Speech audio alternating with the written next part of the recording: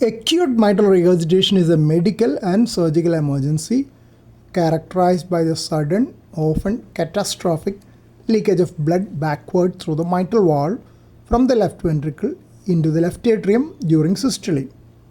Unlike chronic mitral regurgitation, which develops over years and allows the heart time to adapt, in acute mitral regurgitation, the heart has no time to compensate. This sudden volume and pressure overload on the previously normal-sized, non-compliant left atrium rapidly leads to acute pulmonary edema and often cardiogenic shock due to a severe drop in forward cardiac output. In acute MR, the primary issue is a sudden volume overload in a non-compliant system. The left atrium is small and non-compliant.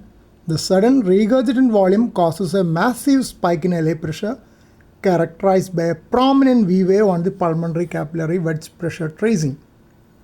This high pressure is transmitted back instantly into the pulmonary vasculature, leading to acute pulmonary edema. A large portion of the LV stroke volume is ejected into the low pressure left atrium rather than the aorta. This leads to a drop in systemic cardiac output and, in severe cases, cardiogenic shock. Initially, the left ventricular ejection fraction may appear hyperdynamic and high because the left ventricle is emptying into a low pressure sink, the left atrium.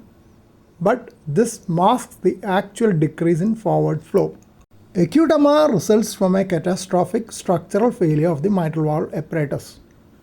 Caudate tendineae, myxomatous degeneration in mitral valve prolapse and rupture, infective endocarditis and rupture, or blunt chest trauma causing rupture of the caudate tendineae. Papillary muscle, acute myocardial infarction, typically 2 to 7 days post myocardial infarction. The posteromedial papillary muscle is most vulnerable as it is usually having only a single blood supply from the right coronary artery. It can become dysfunctional as well as rupture in rare cases, causing severe mitral regurgitation. Infective endocarditis can cause perforations, or large vegetations can prevent proper closure of the mitral valve. In case of prosthetic valve, there can be dehiscence, thrombus preventing closure, or structural failure of a bioprosthetic valve. The goal of management is to reduce afterload to encourage forward flow and stabilize the patient for definitive repair. Afterload reduction with vasodilators. Intravenous sodium nitroprusside is the gold standard if the patient is normotensive. It lowers systemic vascular resistance, making it easier for the left ventricle to pump blood into the aorta than the left atrium. Intravenous furosemide to reduce pulmonary venous congestion. If the patient is hypotensive, that is in cardiogenic shock, dobutamine may be used, though it must be balanced carefully as it can increase myocardial oxygen demand, especially in the setting of acute ischemic mitral regurgitation. Intra-aortic balloon pump is highly effective for acute mitral regurgitation. It decreases afterload during systole, facilitating forward flow, and increases coronary perfusion during diastole.